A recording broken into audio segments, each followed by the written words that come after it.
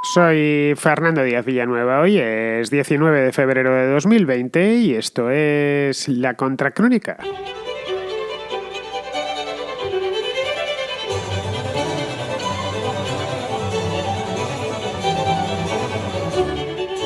Apple anunció esta semana que los problemas en China, ya sabemos a qué problemas me refiero al coronavirus, lógicamente, y todo lo que está trayendo consigo, pues bien, estos problemas, esta crisis sanitaria, que es internacional, como ha dicho la OMS, pero sobre todo, y a día de hoy, es una crisis básicamente china, que es donde está la mayor parte, la grandísima parte de los casos detectados, algo así como el 90 y tantos % de todos los casos que hay, casi el 100% de todos los casos que hay de infectados por coronavirus están en China. Pues bien, esto va a afectar a la cuenta de resultados de Apple, y esto lo sabemos porque la propia compañía lo dijo hace 2 días. Desde Cupertino, que es la localidad de California donde está Apple, aducen 2 razones. La primera es que el suministro de iPhones, que es su principal producto, el que más vende, el que mantiene con vida la empresa, está comprometido por el cierre de algunas fábricas durante varios días. Los iPhone, tanto los iPhone propiamente dichos como sus componentes, se ensamblan y se fabrican en China, aunque los hayan diseñado en California, cosa que se encargan los de Apple de poner en las cajas de sus productos. Esa es la primera. Y la segunda es la abrupta caída de la demanda china, que es uno de sus principales mercados. Las tiendas han permanecido cerradas muchos días, lo mismo con las fábricas, hay ciudades aisladas, etcétera, y esto obviamente pues se tiene que notar en el consumo. Apple ha venido a reconocer, y a reconocerlo en público, lo que todos saben, y es que el sector tecnológico depende muchísimo de lo que pase en Extremo Oriente, y especialmente de lo que pase en China, porque ahí es donde se produce la práctica totalidad de los dispositivos electrónicos que tenemos en nuestras manos. Las economías de la zona, todas, no solo la de China, por supuesto, están por lo tanto haciendo previsiones a la baja. De hecho, supimos, esto fue el lunes pasado, que el PIB japonés había caído más de un 6%, un 6,3% exactamente. Bueno, aunque en este caso no hay que mezclemos, no hay que buscar las razones en esto del coronavirus porque son datos del último trimestre de 2019. Pero bueno, otras economías de la zona como Corea del Sur, Taiwán, Malasia, Singapur, etcétera, ya asumen que el impacto se dejará notar en los próximos meses en mayor o en menor medida.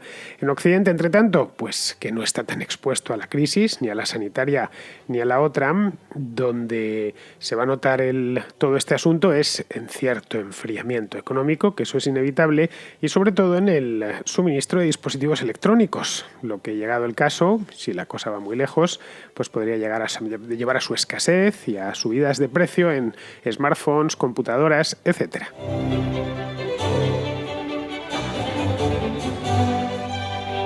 El coronavirus está afectando ya de una manera directa y visible a la economía mundial. Esto lo vimos ya aquí la semana pasada. Lo que pasa es que todavía no teníamos indicadores fiables a los que agarrarnos. Y aunque se sabía o se imaginaba, todavía no se podía decir nada con absoluta seguridad. Desde luego no se le podían poner números más que muy temporales, porque incluso los indicadores que estaban cayendo a plomo estaban en ese momento cayendo, además cayendo a gran velocidad. Ahora parece ser que la cosa ya se ha tranquilizado un poquito y se pueden empezar a sacar conclusiones. De hecho, se empiezan a ver algunos indicadores que son preocupantes, empezando por el precio de las materias primas, que es el indicador adelantado por excelencia. El precio del petróleo, el del cobre, el del carbón, el del hierro, en fin, materias primas hay un montón de ellas, nos dicen mucho sobre el estado de la economía. Y no tanto sobre el estado de la economía en el presente, que evidentemente también, sobre todo nos dicen el estado de la economía en el futuro. Es decir, lo que en el futuro cercano quiero decir, no en el año 2070, sino dentro de 3, de 6 meses. Las materias primas se suelen negociar a futuro. Eso por la general. Es decir, que cuando se habla de comprar petróleo no es que uno ponga el dinero. ¿Cuánto cuesta el barril? Pues $60. ¿No? Y automáticamente le envían un barril a casa, ¿no? Se lo envían al puerto. No es así, no hay una entrega física. Bueno, alguna habrá, pero lo habitual no es eso. Lo habitual es que se compren a futuro. Es decir, que los compradores, y se compran las materias primas como todo en este mundo, en grandísimas cantidades, mareantes. Cuando hablamos de barriles, un barril no es mucho, son unos 150 litros, pero si se sigue utilizando esa medida es un poco por tradición, porque como os podréis imaginar, nadie compra 1 o 2 barriles de petróleo. Los contratos de petróleo suelen hablar de millones de barriles, aunque se utiliza la terminología en barril, se sigue utilizando esa unidad de medida porque es con la que estamos todos familiarizados. Pero bueno, que como se trata de grandes compras al por mayor y hechas a futuro, lo que hacen los operadores de estos mercados es que tienen puesta su mente siempre con 3 meses, 4 meses, 5 meses, 6 meses, 3, sí, a veces incluso es un poquito más, pero bueno, por lo general suelen ser unos meses en el futuro. Esa es una de las claves del mercado de futuros, que es bastante complicado, porque supone adivinar algo que es imposible adivinar. El futuro no lo sabe nadie, no hay manera de saberlo, afortunadamente, por cierto, y entonces lo que tienen que calcular es qué demanda de petróleo, por ejemplo, de hierro, de cobre, o de algodón, o de azúcar habrá dentro de 3 meses o dentro de 6 meses. Tienen que ir auscultando la economía actualmente y las amenazas que se ciernen sobre ellas estamos en el mes de febrero, pues para saber cuánto algodón, por ejemplo, pues va a demandar el mercado mundial en el mes de abril o en el mes de mayo. Como materias primas hay muchas, porque si fuera solo el petróleo, pues la cosa sería más sencilla, pero es que no, hay unas cuantas más. Existen algunos índices que permiten hacernos una idea de cómo está ese mercado en concreto. Son índices de tipo sintético, es decir, que juntan muchas materias primas, las ponderan, etcétera, y al final pues nos ofrecen un único dato, un único número que nos permite hacer una idea. Evidentemente, unas suben, otras bajan y por lo tanto se compensan mutuamente. Si está el índice cayendo a plomo, es que están todas o prácticamente todas las materias primas cayendo a plomo, y viceversa. Si está subiendo, es que todas las materias primas que cuentan en ese índice están subiendo.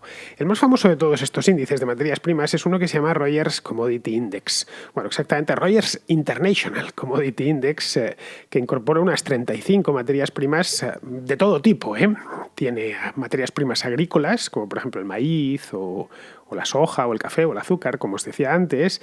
Tiene también metales importantísimos para la industria, puede ser el aluminio, el zinc, el níquel, el hierro, por ejemplo, o energía, que es pues la materia prima que al final es la que, no diré la que decide, pero casi, con un petróleo muy caro, con un gas muy caro, pues todo lo demás, todos los procesos manufactureros se ponen por las nubes. Pero vamos, en la energía pues está el petróleo, está el gas, está también la gasolina, el gasóleo, etcétera. Pues bien, mirando y lo tengo delante ahora mismo, el Rogers lleva cayendo desde hace un mes y además cayendo con soltura. A principios de enero estaba por encima de los 2.450 puntos y hoy ronda los 2.250. Diréis, bueno, tampoco es una caída tan grande. Sí, es una caída grande, sobre todo si lo miramos cómo se venía comportando este índice en los últimos meses. Algo similar sucede con otro índice también de materias primas, porque veis que hay varios, que no solo es uno. Este lo elabora Bloomberg y es muy famoso, se llama el Bloomberg Commodity Index, que a principios de enero sumaba 82 puntos y hoy suma 75. Como vemos, el mercado de materias primas ha sido fulminado por el tema del coronavirus, porque empiezan las caídas a mediados del mes de enero, cuando empezaron las noticias de lo grave que estaba tornándose la situación en China. Más concretamente, se caen estos índices a partir del día 20-21 de enero. Cuando esto pasó ya, los teletipos se encargaron de hacerlo mundialmente famoso. Empezamos a ver las primeras imágenes de los tipos con la mascarilla, del hospital que se construía a toda velocidad. Se hizo, por cierto, este hospital la última semana de enero, etc. Bien. Esto lo que nos está diciendo es que este mercado, los operadores de este mercado, básicamente un mercado está formado por gente que compra y gente que vende. Bueno, pues ambos descuentan ya que esto va para largo, presumiendo lo que todos imaginamos conforme van pasando las semanas. Es decir, que la demanda global va a bajar y sobre todo que va a bajar la demanda china. Claro, China no es cualquier cosa. China es un 15% del PIB mundial, es la segunda economía mundial, una economía que además crece y crece desde hace muchos años y es muy intensiva en ciertas materias primas, como pueden ser las energéticas, por ejemplo, el petróleo. Desde hace ya muchos años, un par de décadas, el consumo de China determina en buena medida el precio del petróleo a nivel internacional, y lo mismo se puede decir de otras como puede ser el carbón, como puede ser el hierro, etcétera, porque en los últimos 20 años China se ha construido y por lo tanto ha sido, ya digo, muy intensiva en el consumo de este tipo de cosas. Bueno, pues hoy por hoy la prioridad número 1 del gobierno chino no es esta. no es velar por si la economía va a crecer 5 décimas o las va a decrecer, sino controlar la enfermedad al coste que sea y poniendo todos los medios que estén a su alcance, incluidos, por supuesto, el de manejar la información a su antojo, tal y como están haciendo. Este coste, y lo vemos también, al menos lo que nos llega desde China, pasa por declarar cuarentenas, como ya han hecho, aislar ciudades enteras, entre ellas la propia ciudad de Wuhan, que no es precisamente un pueblito, es una ciudad bastante grande. Os hablé aquí de ella hace 2 o 3 programas. Estamos hablando de, si tomamos toda el área metropolitana, unos 20 millones de habitantes. También incluye cerrar fábricas, las tuvieron cerradas durante unos días. Ahora parece ser que han ido abriendo de nuevo, cerrar establecimientos comerciales. Bueno, estas imágenes que se repartieron, las agencias gráficas repartieron por todo el mundo y pudimos ver las ciudades desérticas con un tipo en una bicicleta con una mascarilla puesta, etc.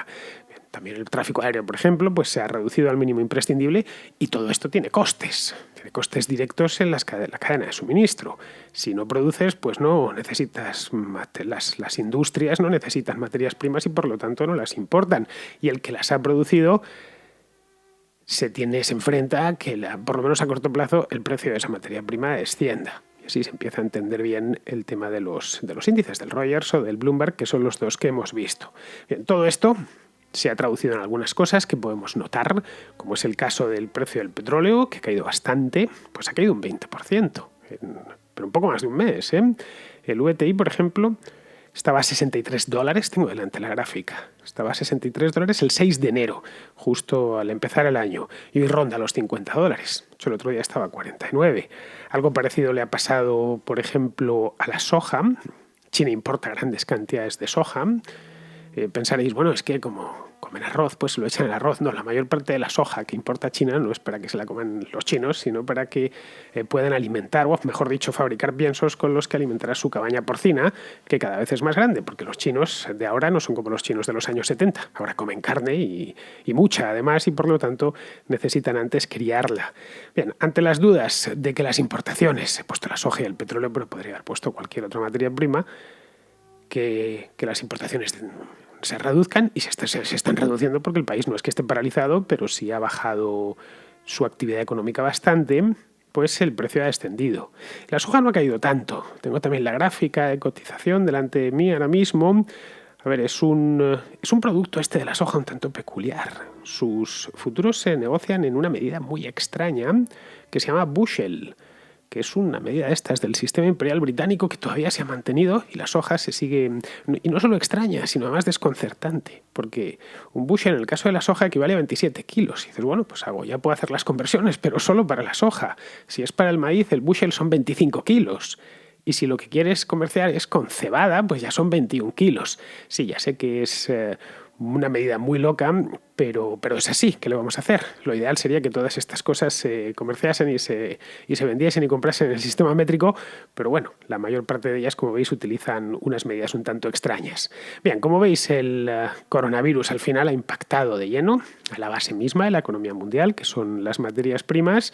Y cuando digo la base misma es la economía real, la que informa de la actividad económica, la de los productos físicos, aquellos que podemos tocar y medir.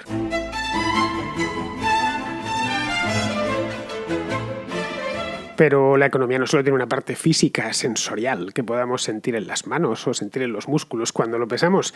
También una parte de la economía que es financiera y que, a fin de cuentas, no deja de estar relacionada con la física, lógicamente, pero a veces se desacoplan. O mejor dicho, desacoplan ambas partes de la economía, la desacoplan los gobiernos mediante la alteración de la moneda, del tipo de interés, de estímulos artificiales, etc. Todos estos trucos que conocemos bien y que suelen ser desastrosos para la economía en su conjunto, tanto la financiera como la física, como la economía, lo que se conoce como economía real. La financiera también es real, pero bueno.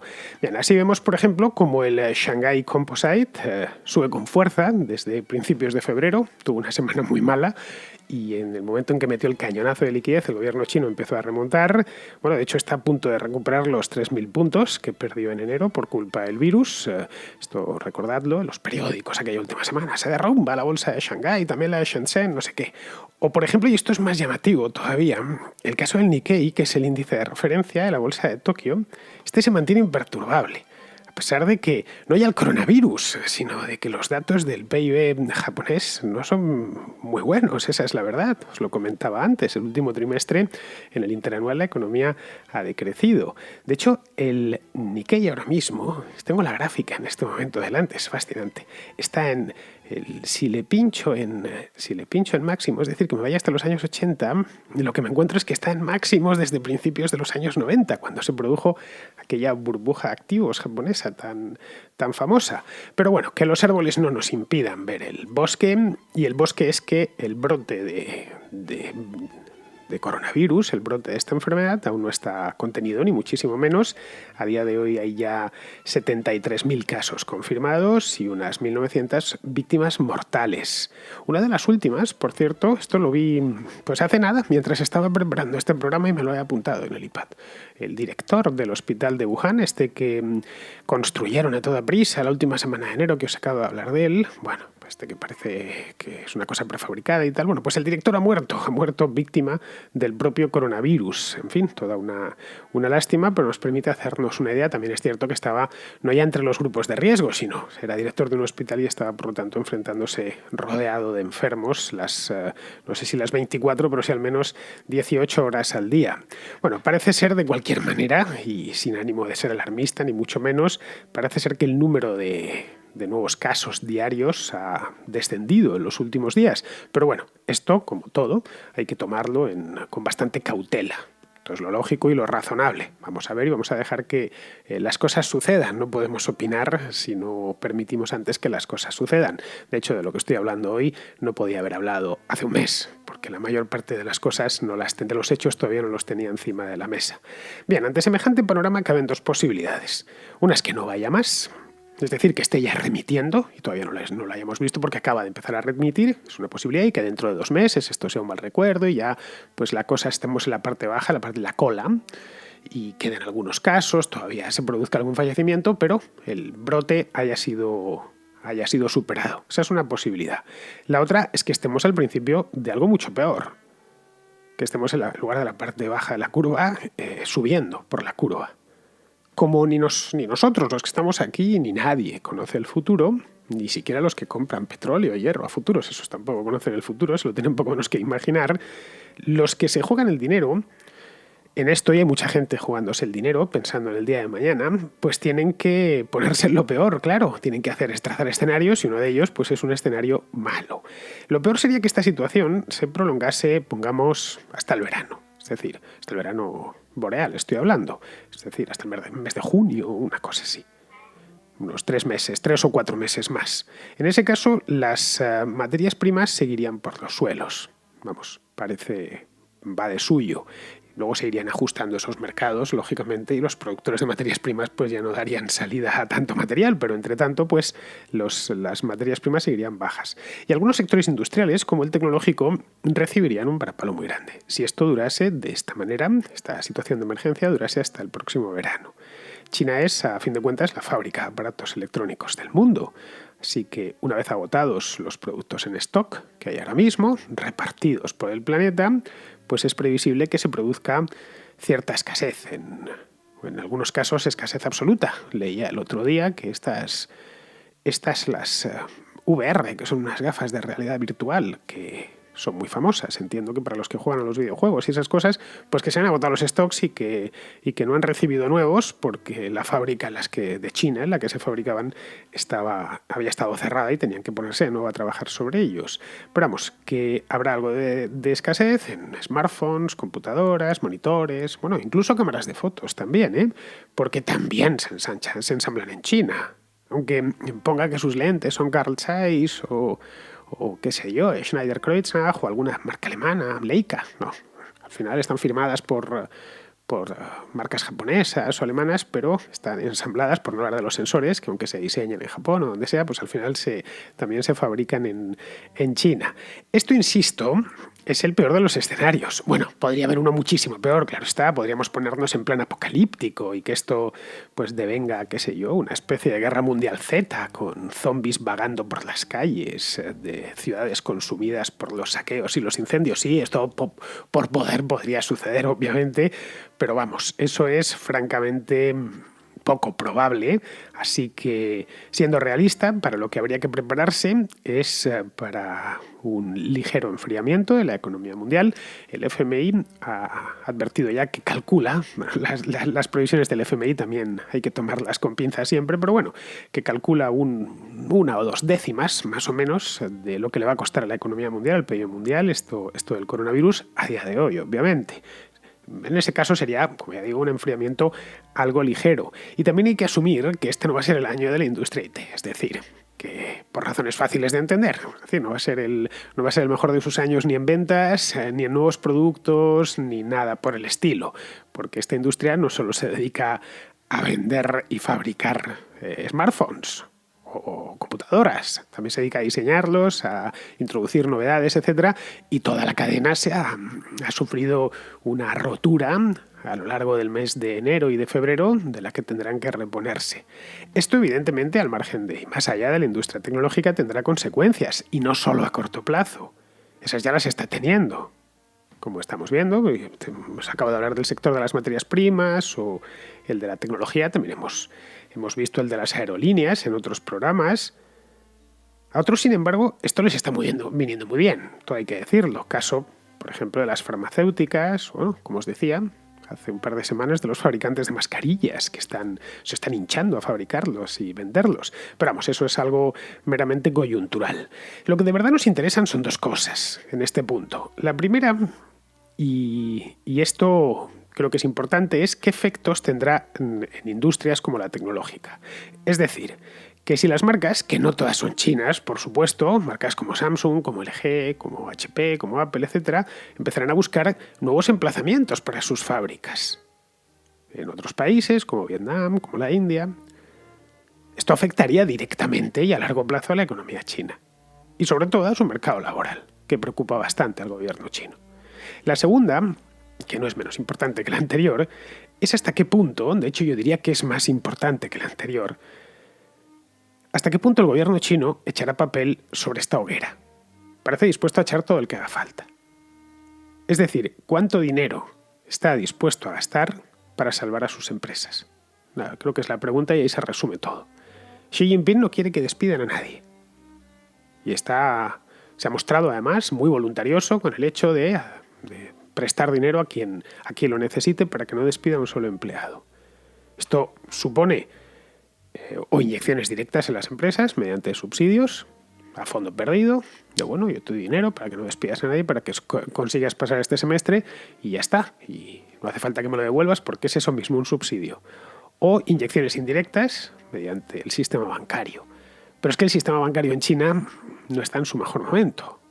Hace menos de un año el gobierno chino tuvo que rescatar un banco, el Baoshan. Esto fue en mayo del año pasado, si mal no recuerdo, y el crédito además ese con el acto. El país está además muy endeudado y más de la mitad de la deuda de China es de tipo corporativo, no es deuda soberana. De hecho, os dejo una gráfica para que le echéis un vistazo, la tenéis en YouTube y en el área de comunidad de iVoox, para que la veáis con vuestros propios ojos. Como vemos, la deuda está muy por encima del 200% sobre PIB, por lo que ampliarla, no sé, pero a mí no me parece la mejor idea. Pero bueno, habida cuenta del plan de estímulo ya aprobado, de 170.000 millones de dólares, todo indica, por lo que tenemos visto hasta ahora, que la cosa irá por ahí. Esto evidentemente no va a salir gratis. Vamos con la contrarréplica. Empezamos con Miguel, que tiene una propuesta, llamémosla Elon Muskiana. Hola Fernando, ¿cómo estás? Acabo de escuchar tu programa sobre Tesla. Me ha sorprendido lo bien informado que estaba, teniendo en cuenta que tú te dedicas a investigar sobre diversidad de temas y precisamente Tesla, que es una de las cosas de la que yo estoy más al tanto, me ha sorprendido el nivel de detalle, con lo cual enhorabuena por esa parte. El caso es que yo llevo la cuenta de Twitter en español, no es oficial, llevo la cuenta de SpaceX español, SpaceX siendo la otra empresa importante de Elon Musk.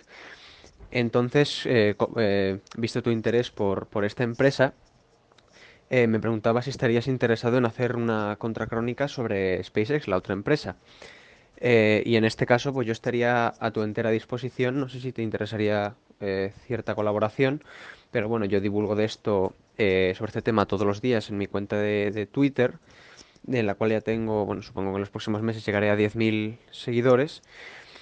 Y el caso es que es un tema muy interesante en cuanto a política, intervención estatal y demás. Quiero decir, haciendo un resumen muy rápido, pues hay intervención estatal de tipo que un cohete que no se puede cancelar, pero que es una porquería. Ahora mismo el plan de la Luna o sea, el plan de la NASA para ir a la Luna es una porquería y no hay por dónde cogerlo, pero claro, es un contrato de miles de millones para Boeing y otras empresas, con lo cual no hay quien lo toque y congresistas y senadores que están metidos en el ajo, con lo cual es un proyecto que no se puede tocar y ves ahí a los políticos tratando de justificarte que el proyecto es completamente necesario cuando en realidad, a nada que tengas un poco de análisis crítico, no hay por dónde cogerlo. Eh, entonces, pues no sé si sería un tema que te pudiera interesar, pero lo dicho, enhorabuena por el programa y si te interesase, pues quedo a tu entera disposición. Bueno, Miguel, la Contracrónica es un programa de actualidad, es decir, que yo necesito siempre un gancho de actualidad. Sin ese gancho no hay programa, te lo aseguro. Los temas de actualidad recorren un ciclo, los tengo bien estudiados porque este es mi oficio y llevo 20 años en él. Así que más o menos reconozco en qué punto del ciclo se encuentran además las historias, a no ser que se presenten, eso sí, hay mucha incertidumbre porque siempre se presentan novedades. La clave es ver venir el tema, verlo venir a lo lejos. La experiencia en esto te puedo asegurar que ayuda muchísimo y luego ya a partir de ahí pues meterte con él a fondo, ¿no? Informarte, darle seguimiento, sacar conclusiones. A ver, como este programa tiene ya más de 4 años, porque empecé en 2016, a principios de 2016 acaba de cumplirlos, de hecho, en este mismo mes acaba de cumplirlos, pues me ha dado tiempo a seguir muchas historias, que aquí habéis visto que hay unos temas que domino mucho porque los llevo. Este que he tratado hoy, por ejemplo, el coronavirus, lo vi venir en enero y automáticamente me metí a fondo con él desde todos los puntos de vista, tratando de atacar la historia y me leo todo lo que se publica o prácticamente todo lo que se publica. Pero bueno, que en este tiempo me ha dado muchísimo tiempo. He tenido para dar y tomar, como el programa es diario, para seguir historias y controlarlas lo suficiente como para poder hablar de ellas. A ver, yo soy una persona muy curiosa. Me interesan infinidad de temas, entre las cuales no está incluido el fútbol, por ejemplo, pero del resto pues me interesa casi todo y sobre todo lo que me gusta es saber por qué suceden las cosas. Pero esto no es de ahora, esto me sucede desde que era niño. Siempre parto de cero y con mucho escepticismo ante cualquier cosa. Es decir, que trato de abordar los temas de una manera muy desapasionada y sobre todo, y siempre esta es la base, ceñirme siempre a los hechos. Para esto que me comentas de SpaceX, a ver, yo te tomo la palabra. Es un tema que por supuesto me interesa. Pero vamos, si ves por dónde agarrarlo con un gancho de actualidad, como te decía, pues haremos un programa, claro.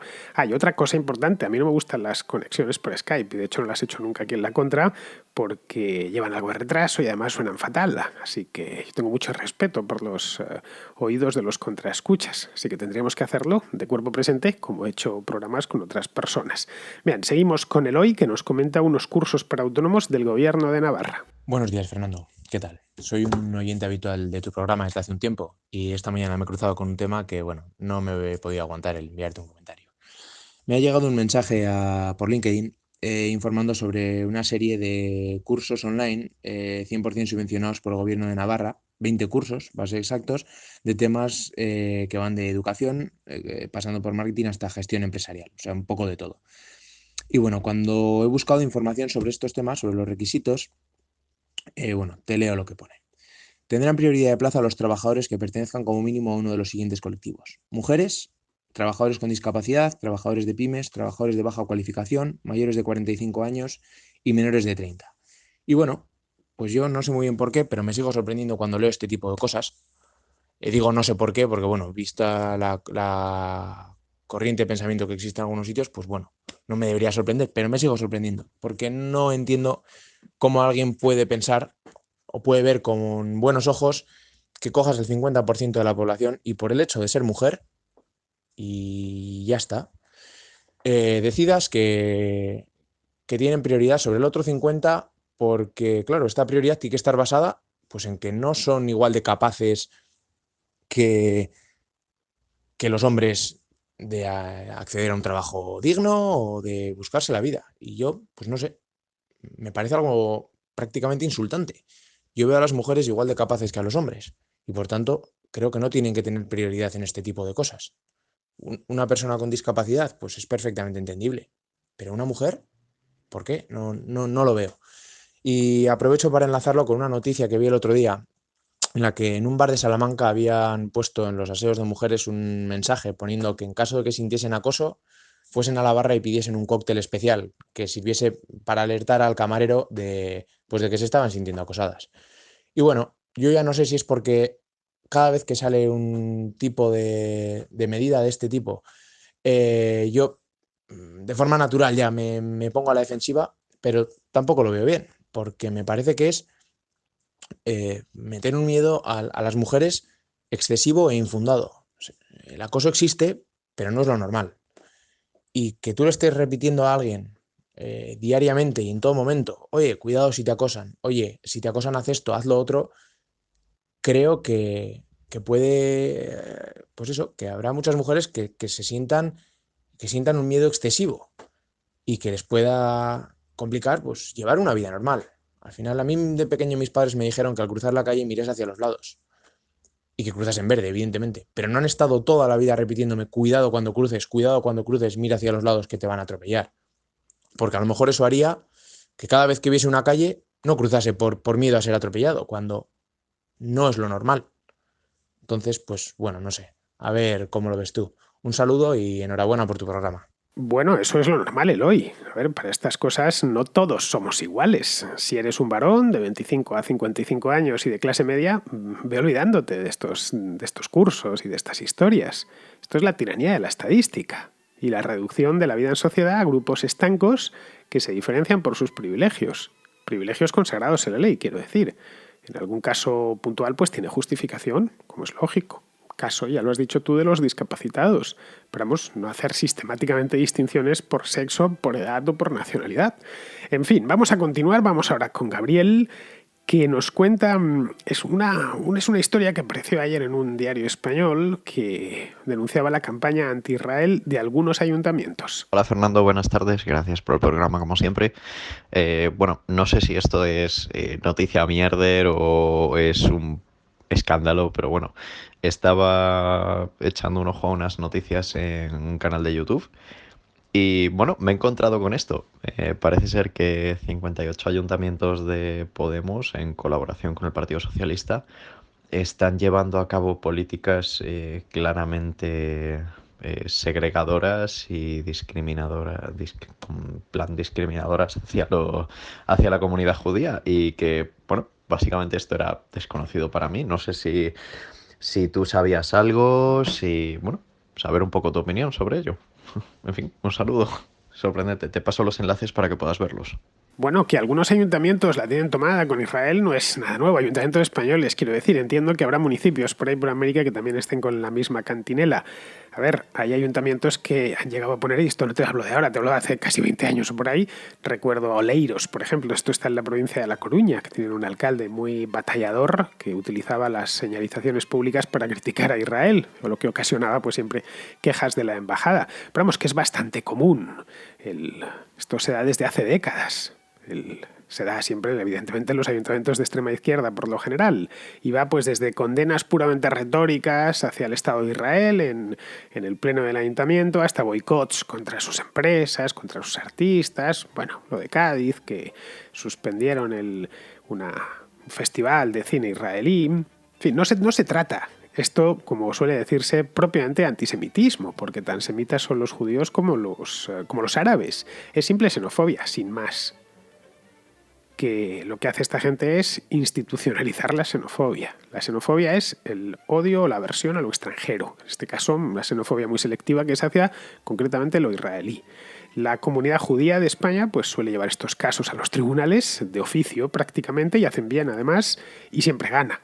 De lo cual me alegro porque tan mala es la xenofobia en la extrema derecha como la xenofobia en la extrema izquierda. La xenofobia, así de manera general, es una cosa malísima, de la que solo se cosechan pesadillas y dramas personales y dramas colectivos. Así que todo lo que sea denunciar este tipo de cosas y ponerle freno, el caso de los judíos, lo que hacen es ponerle freno judicial, pues me parece bien.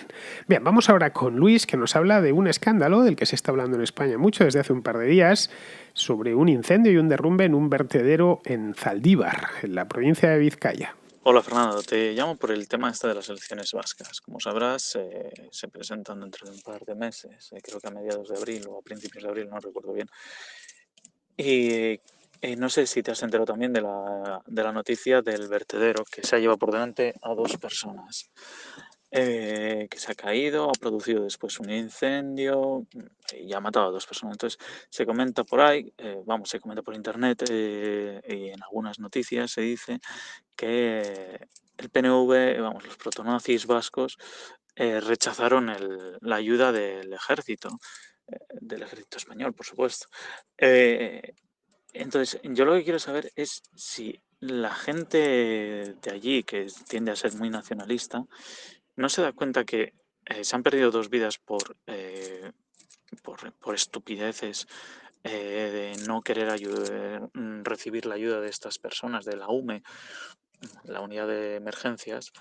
¿Y por qué no se dan cuenta de que todas estas estupideces que tienen en mente, porque es lo que son unas estupideces del RH negativo y todo eso, de creerse superiores a nosotros, al resto de españoles,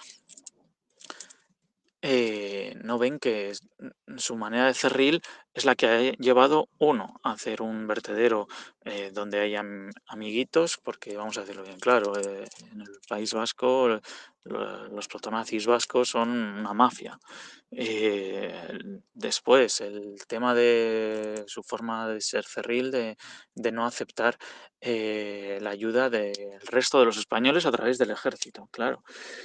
Y por último, la manera en que están llamando a los que empujaban, los que tiraban las nueces para recogerlas, los protonazis vascos, a sus perritos falderos, que eran los de Tarrillas de HB y toda esta gente que ahora les llaman fascistas, los del PNV. No sé, no se dan cuenta, no hay alguna posibilidad de que salgan de ese mal sueño en el que están metidos de racismo, contra el resto de españoles. No lo sé. Si puede dar lugar este problema del vertedero a que se cambie un poco el voto o el sentimiento antiespañol que hay allí, porque la culpa en realidad es de su manera gañana y sabiniana de hacer esto. Pues nada, un saludo a todos y sigue dándole duro. Chao. Pues mira, Luis, yo no creo que esto vaya a cambiar nada, no vaya a cambiar ninguna postura política allí en Vizcaya ni en el País Vasco. Zaldívar está, como ya he dicho, está en Vizcaya, está en la comarca del Duranguesado, muy cerca ya de la frontera con Guipúzcoa. Mira, esa comarca, ayuda a mirar, era algo que suponía, pero he querido confirmarlo. Todos los municipios de esa comarca, todos, sin excepción, están, con una excepción, que es Ermua, que está pegada ya a Guipúzcoa. Con la única excepción de Ermua, el resto están todos gobernados o por el PNV o por Bildu. Todos, ¿eh? En fin, no hace falta que te diga mucho más. Es lo que hay. Ya te puedes imaginar, no son muchos los municipios. Algunos están más poblados, como el caso de Amorebieta o Durango propiamente, o otros directamente tienen muy pocos habitantes, ¿no? Son pueblos que uno no sabe ni que existían, qué sé yo, y Urreta, por ejemplo. Pues otros son más grandes, más pequeños, pero bueno, todos, con la excepción de Ermua, el resto están todos gobernados por el PNV o por Bildu. Pero bueno, el desastre del vertedero, si has leído las noticias, habrás visto que era previsible. Estaba muy mal mantenido y se lo están echando en cara, le están echando la basura, de manera casi literal, al PNV, que gobierna tanto en la autonomía como en las Juntas Generales de Vizcaya. Así que las elecciones, que son el próximo 5 de abril, las elecciones autonómicas, pues lo utilizarán tanto Bildu como el PP para desgastar a Urkullu. Pero vamos, el que ya es nacionalista no va a cambiar por esto, va a seguir siéndolo y viceversa, el que no lo es no se va a hacer nacionalista por esto. Muy bien, pues con esto ya vamos a terminar, vamos con Pizarro que nos habla del tema este de Tesla. Elon es un emprendedor visionario con una enorme capacidad para aglutinar inversores en torno a sus proyectos.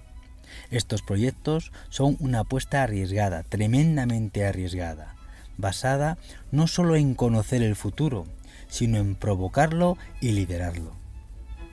hasta ahora transita un camino sin perseguidores, con la competencia apostando por la tecnología híbrida y sin réditos, pese al incesante flujo de inversión. En esto de tratar de conseguir una ventaja competitiva gracias a ser pionero, hay unos costes muy elevados y ninguna garantía de que los rezagados no acaben haciendo copias solventes y competitivas antes de poder rentabilizar lo invertido. Mover la ubicación de su factoría europea es apenas una pega entre el volumen descomunal de riesgos que está manejando. Impresiona verle sereno en todo momento. Cordial saludo de Pizarro. Hasta aquí ha llegado la contracrónica de hoy, queridos amigos, así que me despido de vosotros. Hasta mañana.